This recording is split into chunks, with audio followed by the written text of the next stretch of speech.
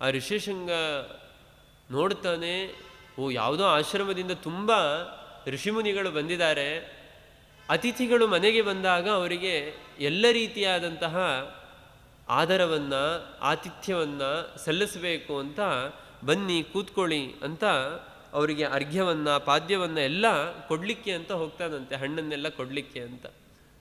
ಅವನು ಕೊಡಲಿಕ್ಕೆ ಅಂತ ಹೋದಾಗ ಆ ಸ್ತ್ರೀಯರೆಲ್ಲ ಹೇಳ್ತಾರೆ, ಇವನಿಗೆ ಅವರು ಸ್ತ್ರೀಯರು ಅಂತಲೇ ಗೊತ್ತಿಲ್ಲ, ಯಾಕೆಂದರೆ ಸ್ತ್ರೀ ಜಾತಿಯ ಪರಿಚಯವೇ ಇರೋದಿಲ್ಲ ಅವನಿಗೆ.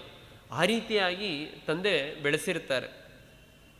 ಕೌಶ್ಯಾಂ ಭೃಸ್ಯಾಂ ಆಸ್ವ ಯಥೋಪಜೋಷಂ ಕೃಷ್ಣಾಜೀನೇನ ಆವೃತಾಯಾಂ ಶುಭಾಯಾಂ ಕ್ವಚಾಶ್ರಮಸ್ತವ ಕಿಂ ನಾಮಚೇದಂ ವ್ರತಂ ಬ್ರಹ್ಮಂ ಚರಸಿತೆ ಧ್ಯೇಯಂ ವದತ್ವಂ. ಅವನು ಋಷಿಶೃಂಗ ಕೇಳ್ತಾನಂತೆ, ಎಲ್ಲಿಂದ ಬಂದಿದ್ದೀರಾ, ನಿಮ್ಮ ಆಶ್ರಮ ಎಲ್ಲಿದೆ, ಯಾವ ವ್ರತಗಳನ್ನು ಮಾಡ್ತಾ ಇದ್ದೀರಾ ನೀವು, ನಿಮ್ಮ ಧ್ಯೇಯ ಏನು, ನಿಮ್ಮ ಗುರಿ ಏನು, ಯಾವ ಸಾಧನೆಗಳನ್ನು ಮಾಡ್ತಾ ಇದ್ದೀರಾ, ಯಾಕೆಂದರೆ ನಿಮ್ಮನ್ನು ನೋಡಿದ್ರೆ ಸಾಮಾನ್ಯ ಋಷಿಗಳಂತೆ ಕಾಣ್ತಾ ಇಲ್ಲ, ತುಂಬ ಅದ್ಭುತವಾದಂತಹ ವರ್ಚಸ್ಸು, ತೇಜಸ್ಸು, ಕಾಂತಿ ನಿಮ್ಮಲ್ಲಿ ಕಾಣ್ತಾ ಇದೆ. ದಯವಿಟ್ಟು ನಿಮ್ಮಂತಹ ಜ್ಞಾನಿಗಳು ನಮ್ಮ ಆಶ್ರಮಕ್ಕೆ ಬಂದಿರೋದು ನನ್ನ ಅದೃಷ್ಟ, ಎಲ್ಲ ಅರ್ಘ್ಯ ಪಾದ್ಯಾದಿಗಳನ್ನು ಸ್ವೀಕಾರ ಮಾಡಬೇಕು ಅಂತ ಋಷಿಶೃಂಗ ಹೇಳ್ತಾನಂತೆ. ಅವನು ಹೇಳಿದ್ರೆ, ತತ್ರ ಸ್ವಧರ್ಮೋ ಅನಭಿವಾದನಂನೋ ನಚೋದಕಂ ಪಾದ್ಯಂ ಉಪಸ್ಪೃಶಾಮಿ. ಅವ್ರು ಹೇಳ್ತಾರಂತೆ, ನಮ್ಮದು ಒಂದು ವ್ರತ ಇದೆ, ನಾವು ಯಾವ ಆದರ ಆತಿಥ್ಯಗಳನ್ನು ಕೂಡ ಸ್ವೀಕಾರ ಮಾಡೋದಿಲ್ಲ ಅಂತ ಹೇಳ್ತಾರಂಥವ್ರು. ಯಾಕೆಂದರೆ ಋಷಿಶೃಂಗ ದೊಡ್ಡ ಜ್ಞಾನಿ, ಅವನ ಕೈಯಿಂದ ಮತ್ತೆ ಕಾಲನ್ನು ತೊಳಸ್ಕೊಂಡು ನಾವ್ಯಾವ ನರಕಕ್ಕೆ ಹೋಗಬೇಕು ಅಂತ ಪಾಪ ಭಯ ಆ ಸ್ತ್ರೀಯರಿಗೆ.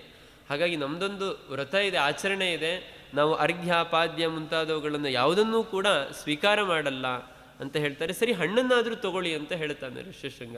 ಆಗ ಅವ್ರು ಹೇಳ್ತಾರಂತೆ, ಇಲ್ಲ, ನಾವೇ ನಮ್ಮ ಆಶ್ರಮದಿಂದ ಬೇರೆ ರೀತಿಯ ಹಣ್ಣುಗಳನ್ನು ತಂದಿದ್ದೀವಿ ಅಂತ ಅದನ್ನು ಋಷಿಶೃಂಗನಿಗೆ ಕೊಡ್ತಾರಂಥವ್ರು. ಅದೇನು ಅಂತ ಅಂದರೆ ಒಳ್ಳೊಳ್ಳೆ ಭಕ್ಷ್ಯಗಳು, ಕಡುಬು ಮುಂತಾದಂತಹ ಭಕ್ಷ್ಯಗಳನ್ನು ಕೊಡ್ತಾರೆ. ಅನಾಸ್ವಾದಿತ ಪೂರ್ವಾಣಿ ಅಂತ ಹೇಳ್ತಾರೆ ವಾಲ್ಮೀಕಿಗಳು. ಅಲ್ಲಿಯ ತನಕ ಋಷಿಶೃಂಗನಿಗೆ ಆ ರೀತಿಯಾದಂತಹ ಭಕ್ಷ್ಯಗಳನ್ನು ತಿಂದೇ ಗೊತ್ತಿರೋದಿಲ್ಲ. ಎಷ್ಟು ರುಚಿಯಾಗಿದೆ ಈ ಹಣ್ಣು, ಇಂತಹ ಹಣ್ಣನ್ನೇ ನಾನು ಇದುವರೆಗೂ ತಿಂದಿಲ್ವಲ್ಲ ಅಂತ ಅವನಿಗೆ ತುಂಬ ಸಂತೋಷ ಆಗುತ್ತಂತೆ. ತಸ್ಯಾಂ ಗತಾಯಾಂ ಮದನೇ ನಮತ್ತೋ ವಿಚೇತನಶ್ಚಾಭವದ್ ಋಷ್ಯಶೃಂಗ ತಾಮೇವ ಭಾವೇನ ಗತೇನ ಶೂನ್ಯೋ ವಿನಿಶ್ವಸನ್ ಆರ್ತರೂಪೋ ಬಭೂವ. ನೋಡಿ, ಎಂಥ ದೊಡ್ಡ ಜ್ಞಾನಿ ಋಷಿಶೃಂಗ. ಆದರೆ ಆ ಸ್ತ್ರೀಯರೆಲ್ಲ ಅವನ ಮನಸ್ಸನ್ನು ಚಂಚಲ ಆಗುವಂತೆ ಮಾಡಿಬಿಡ್ತಾರೆ. ಅವರ ವೈಯಾರದಿಂದ, ಅವರ ಹಾವಭಾವಗಳಿಂದ ಅವನ ಮನಸ್ಸು ಚಾಂಚಲ್ಯಕ್ಕೆ ಒಳಗಾಗುತ್ತೆ. ಬಲವಾನ್ ಇಂದ್ರಿಯಗ್ರಾಮ ವಿದ್ವಾಂಸಮಪಿ ಕರ್ಷತಿ ಅಂತ ಶಾಸ್ತ್ರ ಹೇಳುವಂತೆ, ಅವರು ಸಂಜೆ ಇನ್ನೇನು ಆ ಸಂಧ್ಯಾಕಾಲ ಮುಗಿಲಿಕ್ಕೆ ಬರಬೇಕಾದ್ರೆ ಎಲ್ಲಿ ವಿಭಾಂಡಕರು ಮರಳಿ ಬರುವ ಸಮಯ ಆಯಿತು ಅಂತ ಅವರೆಲ್ಲ ಭಯದಲ್ಲಿ ಹೊರಟು ಹೋಗ್ಬಿಡ್ತಾರೆ. ಅವ್ರು ಹೊರಡ್ತಾ ಇದ್ದರೆ ಋಷ್ಯಶೃಂಗನಿಗೆ ಆತಂಕ, ಅಯ್ಯೋ ನೀವೆಲ್ಲ ಈಗಲೇ ಹೊರಟು ಬಿಟ್ರ, ಇನ್ನೂ ಸ್ವಲ್ಪ ಹೊತ್ತು ಇರಬಹುದಿತ್ತಲ್ಲ ಅಂತ ಹೇಳ್ತಾ ಇದ್ದ. ಅವರಿಲ್ಲ, ಇಲ್ಲ, ನಮಗೆ ಬೇರೆ ಕೆಲಸಗಳಿದೆ, ಬೇರೆ ಕಾರ್ಯಗಳಿದೆ, ನಾವು ಒಂದು ವ್ರತದಲ್ಲಿ ದೀಕ್ಷಿತರಾಗಿದ್ದೀವಿ, ಆ ವ್ರತವನ್ನು ನಾವು ಆಚರಣೆ ಮಾಡಬೇಕಾಗಿದೆ ಅಂತ ಎಲ್ಲ ಏನೋ ಕಾರಣ ಹೇಳಿ ಅವ್ರು ಹೊರಟು ಬಿಡ್ತಾರೆ. ಸಂಧ್ಯಾಕಾಲ ಮುಗಿತಾ ಬರುತ್ತೆ. ಋಷ್ಯಶೃಂಗ ಮನಸ್ಸಿನಲ್ಲಿ ಅದನ್ನೇ ಯೋಚನೆ ಮಾಡ್ತಾ ಒಂದು ರೀತಿ ಬೇಸರದಲ್ಲಿ ಕುಳಿತು ಬಿಟ್ಟಿರ್ತಾನೆ. ವಿಭಾಂಡಕರು ಬರ್ತಾರೆ, ಬಂದು ನೋಡುತ್ತಾರೆ, ಯಾವತ್ತೂ ಇರೋ ಥರ ಇಲ್ವಲ್ಲ ಋಷ್ಯಶೃಂಗ, ಯಾಕೆ ಈ ರೀತಿಯಾಗಿ ಕೂತಿದ್ದಾನೆ, ಏನಾಯಿತು ಮಗು ಅಂತ ಅಪ್ಪ ಕೇಳಿದ್ರಂತೆ. ಋಷ್ಯಶೃಂಗ ಹೇಳ್ತಾನೆ, ಅಪ್ಪ, ನೀವು ಸಂಧ್ಯಾನುಷ್ಠಾನಕ್ಕೆ ಅಂತ ನದಿಗೆ ಹೋದಾಗ ಅನೇಕ ಋಷಿಮುನಿಗಳು ಬಂದಿದ್ದರು ನಮ್ಮ ಆಶ್ರಮಕ್ಕೆ. ಅವರು ನೋಡಲಿಕ್ಕೆ ನಮ್ಮಂತೆ ಇರಲಿಲ್ಲ. ಅವರ ಕತ್ತಿನಲ್ಲಿ ಏನೋ ಒಂದು ಹೊಳೆಯುವಂತಹ ಒಂದು ಪದಾರ್ಥವನ್ನು ಹಾಕಿಕೊಂಡಿದ್ರು. ಅವನಿಗೆ ಪಾಪ ಸರದ ಪರಿಚಯವೂ ಕೂಡ ಇಲ್ಲ. ಅವರ ಕಾಲಿನಲ್ಲಿ ಏನೋ ಶಬ್ದ ಬರುವಂತಹ ಒಂದು ವಸ್ತುವನ್ನು ಧಾರಣೆ ಮಾಡಿದರು. ನಮ್ಮಂತೆ ಅವರಿಗೆ ಶರೀರದಲ್ಲಿ ರೋಮಗಳು ಬೆಳೆದಿರಲಿಲ್ಲ. ನೋಡಲಿಕ್ಕೆ ತುಂಬ ಸುಂದರವಾಗಿದ್ದರು. ನನಗೆ ಅವ್ರ ಜೊತೆಗೇ ಇರಬೇಕು, ಅವರನ್ನು ಬಿಟ್ಟು ಹೋಗಬಾರದು ಅಂತ ಆಸೆ. ನಾನು ಅವ್ರ ಜೊತೆಗೇ ಇದ್ದು ಅವರೇನು ವ್ರತಗಳನ್ನು ಅನುಷ್ಠಾನಗಳನ್ನು ತಪಸ್ಸನ್ನು ಮಾಡ್ತಾರೋ ನಾನು ಕೂಡ ಅದನ್ನೇ ಮಾಡ್ತೀನಿ, ನಾನು ಅವ್ರ ಜೊತೆಗೆ ಹೋಗ್ತೀನಿ ಅಂತ ಋಷ್ಯಶೃಂಗ ವಿಭಾಂಡಕರ ಹತ್ರ ಪಾಪ ಪ್ರಾಮಾಣಿಕವಾಗಿ ಹೇಳ್ತಾನೆ. ವಿಭಾಂಡಕರಿಗೆ ಗೊತ್ತಾಗತ್ತೆ, ಓ ಯಾರೋ ನನ್ನ ಮಗನ ಮನಸ್ಸನ್ನು ಹಾಳು ಮಾಡಲಿಕ್ಕೆ ಅಂತ ಸ್ತ್ರೀಯರು ಬಂದಿದ್ದಾರೆ ಅಂತ ಅವರಿಗೆ ಗೊತ್ತಾಗತ್ತೆ. ಆದರೆ ಇವನಿಗೆ ಸ್ತ್ರೀಯರ ಪರಿಚಯವೇ ಇಲ್ಲ, ಹಾಗಾಗಿ ಅವನು ಅದನ್ನೆಲ್ಲವನ್ನೂ ಕೂಡ ನಿಷ್ಕಲ್ಮಶವಾಗಿ ಹೇಳ್ತಾನೆ.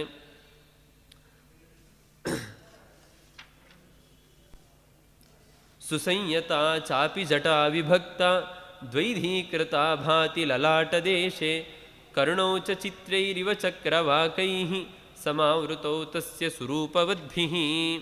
ಹೀಗೆ ಅವನೆಲ್ಲವನ್ನೂ ಕೂಡ ವರ್ಣನೆ ಮಾಡ್ತಾನೆ ಋಷ್ಯಶೃಂಗ. ಅವರ ಕಿವಿಯಲ್ಲಿ ಏನೋ ಧಾರಣೆ ಮಾಡಿದ್ರು, ಅದೂ ಕೂಡ ಹೊಳಿತಾ ಇತ್ತು. ಅವರ ಜಟೆ ನಮ್ಮಂತೆ ನಾವು ಹೇಗೆ ಜಟೆಯನ್ನು ಬಿಟ್ಟುಬಿಟ್ಟಿರ್ತೀವಿ ಆ ರೀತಿಯಾಗಿ ಅವರು ಜಟೆಯನ್ನು ಬಿಟ್ಟಿರಲಿಲ್ಲ. ದ್ವೈಧೀಕೃತ, ಅದನ್ನು 2 ಭಾಗ ಮಾಡಿ ಅದನ್ನೆಲ್ಲ ಸುಂದರವಾಗಿ ಕಾಣುವಂತೆ ಅದನ್ನು ಹೆಣೆದುಕೊಂಡಿದ್ರು ಅಂತೆಲ್ಲ ಅದನ್ನು ಹೇಳಿದಾಗ ವಿಭಾಂಡಕರಿಗೆ ಕೋಪ ಬರುತ್ತಂತೆ. ಕೋಪ ಬಂದು ಎಲ್ಲಿದ್ದಾರವರು, ಹೋಗಿ ಅವರನ್ನು ಸುಟ್ಟು ಭಸ್ಮ ಮಾಡಿಬಿಡಬೇಕು ಅಂತ ಕೋಪದಲ್ಲಿ ಹೊರಡ್ತಾರೆ. ನನ್ನ ಮಗನ ಮನಸ್ಸನ್ನು ಹಾಳು ಮಾಡಿದವರು ಅಂತ. ರಕ್ಷಾಂಸಿ ಚೈತಾನಿ ಚರಂತಿ ಪುತ್ರ ರೂಪೇಣ ತೇನಾದ್ಭುತ ದರ್ಶನೇನ ಅತುಲ್ಯ ವೀರ್ಯಾಣಿ ಅತಿ ಘೋರವಂತಿ ವಿಘ್ನಂ ಸದಾ ತಪಸಃ ಚಿಂತೆಯಂತಿ. ವಿಭಾಂಡಕರು ಹೇಳ್ತಾರಂತೆ ಋಷ್ಯಶೃಂಗನಿಗೆ, ನೋಡು ಮಗು, ಅವರೆಲ್ಲರೂ ಕೂಡ ನೀನಂದುಕೊಂಡಂತೆ ಋಷಿಮುನಿಗಳಲ್ಲ. ರಾಕ್ಷಸರು ನಾವು ಮಾಡುವಂತಹ ತಪಸ್ಸನ್ನು ಹಾಳು ಮಾಡಬೇಕು ಅಂತ ಈ ರೀತಿಯಾಗಿ ವೇಷವನ್ನು ತೊಟ್ಟು ನಮ್ಮನ್ನು ಮೋಸ ಮಾಡಬೇಕು ಅಂತ ಬರ್ತಾರೆ. ನಾವು ಅದಕ್ಕೆ ಮೋಸ ಹೋಗಬಾರ್ದು, ವಂಚಿತರಾಗಬಾರ್ದು ಅಂತೆಲ್ಲ ವಿಭಾಂಡಕರು ಉಪದೇಶ ಮಾಡ್ತಾರೆ. ಉಪದೇಶ ಮಾಡಿ ಹುಡುಕ್ತಾರೆ ಎಲ್ಲ ಕಡೆ. ಎಷ್ಟು ಹುಡುಕಿದರೂ ಕೂಡ ಅವ್ರು ಯಾರೂ ಸಿಗೋದಿಲ್ಲ. ದೃಷ್ಟ್ವೈವ ತಾಂ ಋಷ್ಯಶೃಂಗ ಪ್ರಹೃಷ್ಟಃ ಸಂಭ್ರಾಂತರೂಪೋಹ್ಯಭವತ್ತದಾನೀಂ ಪ್ರೋವಾಚ ಚೈನಾಂ ಭವದಾಶ್ರಮಾಯ ಗಚ್ಛಾವ ಯಾವನ್ನ ಪಿತಾಮಮೈತಿ. ಹೀಗೆ ಹೇಳಿ ವಿಭಾಂಡಕರು ಸತತ 3 ದಿನ ಹುಡುಕ್ತಾರಂತೆ. ಆಶ್ರಮದ ಸುತ್ತಮುತ್ತ ಎಲ್ಲ ಹುಡುಕ್ತಾರೆ, ಎಲ್ಲಿಯಾದರೂ ಅವ್ರು ಇದಾರ ಅಂತ. 3 ದಿನ ಹುಡುಕಿದರೂ ಕೂಡ ಯಾವಾಗ ಯಾರು ಸಿಗೋದಿಲ್ವೋ ಆಗ ಮತ್ತೆ ಮರಳಿ ತಮ್ಮ ಅನುಷ್ಠಾನಕ್ಕೆ ತಪಸ್ಸಿಗೆ ಅಂತ ವಿಭಾಂಡಕರು ಹೊರಟು ಬಿಡುತ್ತಾರೆ. ಆ ವೇಶ್ಯಾಸ್ತ್ರೀಯರು ಇದನ್ನೇ ಎಲ್ಲ ದೂರದಲ್ಲಿ ನಿಂತು ಗಮನಿಸ್ತಾ ಇದ್ರಂತೆ. ಯಾವಾಗ ವಿಭಾಂಡಕರು ತಪಸ್ಸಿಗೆ ಅಂತ ಹೋದರು ಅನ್ನುವ ಸಂಗತಿ ಗೊತ್ತಾಯಿತು, ಮತ್ತೆ ಋಷ್ಯಶೃಂಗನ ಬಳಿಗೆ ಬರ್ತಾರೆ. ಅವರನ್ನು ನೋಡಿದ ಕೂಡಲೇ ಋಷ್ಯಶೃಂಗನಿಗೆ ಆನಂದ ಆಯ್ತಂತೆ, ಸಂತೋಷ ಆಯ್ತಂತೆ. ದೃಷ್ಟ್ವೈವತಾಂ ಋಷ್ಯಶೃಂಗ ಪ್ರಹೃಷ್ಟಃ ಸಂಭ್ರಾಂತರೂಪೋ ಹ್ಯಭವತ್ತದಾನೀಂ ಪ್ರೋವಾಚ ಚೈನಾಂ ಭವದಾಶ್ರಮಾಯ ಗಚ್ಛಾವ ಯಾವನ್ನ ಪಿತಾಮಮೈತಿ. ಪಾಪ ಅವನಿಗೆ ನಾನೇನೋ ತಪ್ಪು ಮಾಡ್ತಾ ಇದ್ದೀನಿ ಅಂತ ಅನ್ನಿಸ್ತಾ ಇಲ್ಲ. ಇವರು ಬೇರೆ ಋಷಿಕುಮಾರರು, ಇವ್ರ ಜೊತೆಗೆ ಹೋಗಿ ನಾನು ತಪಸ್ಸನ್ನು ಮಾಡ್ತೀನಿ ಅಂತಂದರೆ ಯಾಕೆ ನಮ್ಮಪ್ಪ ಬಿಡ್ತಾ ಇಲ್ಲ, ಯಾಕೆ ಇಲ್ಲೇ ಇರಬೇಕು ಅಂತ ಹಠ ಹಿಡಿತಾ ಇದ್ದಾರೆ ಅಂತ ಅವನಿಗೆ ಮನಸ್ಸಿನಲ್ಲಿ ಪ್ರಶ್ನೆ. ಹಾಗಾಗಿ ಅವನು ಹೇಳ್ತಾನೆ, ನಮ್ಮಪ್ಪ ಬರೋದ್ರೊಳಗೆ ಬೇಗ ಇಲ್ಲಿಂದ ನಿಮ್ಮ ಆಶ್ರಮಕ್ಕೆ ಹೊರಡೋಣ, ಬೇಗ ಬನ್ನಿ, ಗಚ್ಛಾವ ಯಾವನ್ನ ಪಿತಾಮಮೈತಿ ಅಂತ ಹೇಳಿ ಅವರ ಜೊತೆಗೆ, ಆ ಸ್ತ್ರೀಯರ ಜೊತೆಗೆ ಋಷ್ಯಶೃಂಗ ಹೊರಡ್ತಾ ಇದ್ದಾನೆ.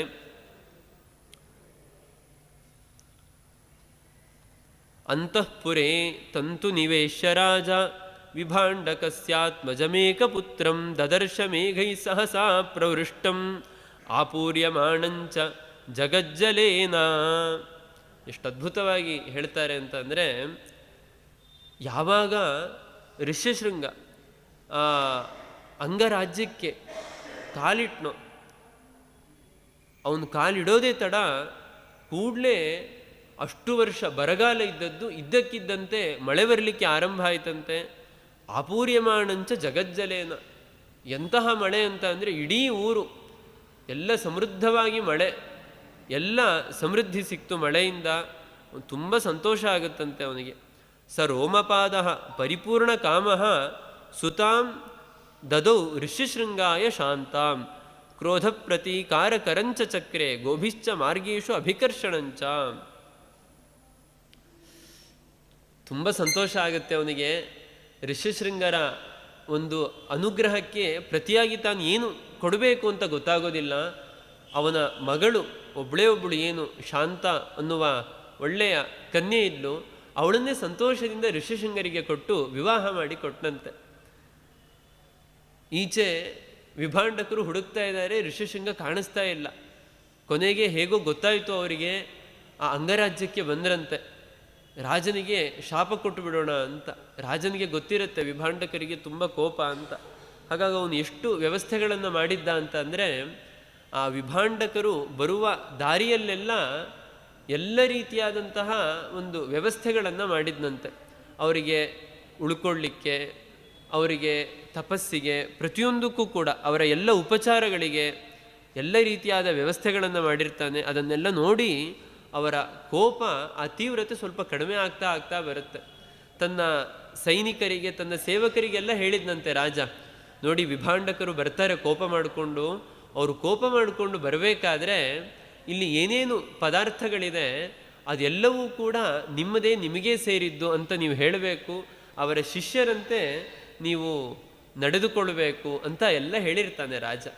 ಹೇಳಿದ್ರಿಂದ ಅಲ್ಲೇನು ಭೂಮಿ ಇತ್ತು, ಸಂಪತ್ತಿತ್ತು, ಅದೆಲ್ಲವೂ ಕೂಡ ನಿಮ್ಮದೇ, ನಾವೆಲ್ಲ ನಿಮ್ಮ ದಾಸರು ಅಂತ ಆ ರಾಜನ ಭೃತ್ಯರು, ಭಟರು, ಸೈನಿಕರೆಲ್ಲ ಆ ಒಂದು ದಾಸ್ಯ ಭಾವವನ್ನು ತೋರ್ತಾರೆ. ಆ ಒಂದು ವಿನಯವನ್ನೆಲ್ಲ ನೋಡಿ ಕೋಪ ಕಡಿಮೆ ಆಗುತ್ತಂತೆ.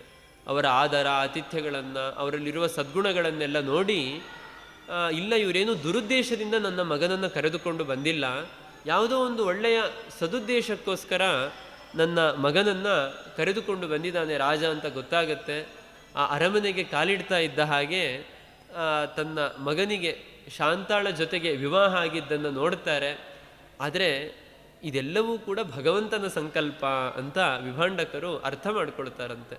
ಯಾಕೆ ಅಂದರೆ, ನಾನು ಇಷ್ಟು ವರ್ಷ ಸ್ತ್ರೀಯರ ಸಂಪರ್ಕವೇ ಆಗಬಾರದು, ಅವರ ಪರಿಚಯವೇ ಆಗಬಾರದು ಅಂತ ನನ್ನ ಮನುಷ್ಯ ಪ್ರಯತ್ನದಿಂದ ಕೈಮೀರಿ ಪ್ರಯತ್ನ ಪಟ್ಟೆ. ಆದರೆ ದೈವ ಸಂಕಲ್ಪ, ಭಗವಂತನ ಇಚ್ಛೆ ಇದ್ದಿದ್ದು ಬೇರೆ, ಅವನ ಸಂಕಲ್ಪದಂತೆಯೇ ಎಲ್ಲವೂ ಕೂಡ ನಡೆದಿದೆ ಅಂತ ಅವರೂ ಕೂಡ ಸಂತೋಷಪಟ್ಟು ಆ ಮಗನನ್ನು, ಸೊಸೆಯನ್ನು ಹರಸಿ ಅವರು ಅಲ್ಲಿಂದ ನಿರ್ಗಮಿಸ್ತಾರೆ. ಹೀಗೆ ಇಂತಹ ತಪಸ್ವಿಗಳು ಋಷ್ಯಶೃಂಗರು ಅಂತ ಆ ಋಷ್ಯಶೃಂಗರ ಮಹತ್ವವನ್ನು ಅನೇಕ ಋಷಿಮುನಿಗಳು ಹೇಳಿ ದಶರಥ ರಾಜನಿಗೆ ಹೇಳ್ತಾರೆ, ಇಂತಹ ಋಷ್ಯಶೃಂಗರನ್ನು ಕರೆಸಿ ನೀನು ಯಜ್ಞವನ್ನು ಮಾಡಿಸಬೇಕು. ಆ ರೀತಿಯಾಗಿ ಯಜ್ಞವನ್ನು ಮಾಡಿಸಿದಾಗ ನೀನು ಒಳ್ಳೆಯ ಮಕ್ಕಳನ್ನು ಪಡಿಲಿಕ್ಕೆ ಸಾಧ್ಯ ಆಗುತ್ತೆ ಅಂತ.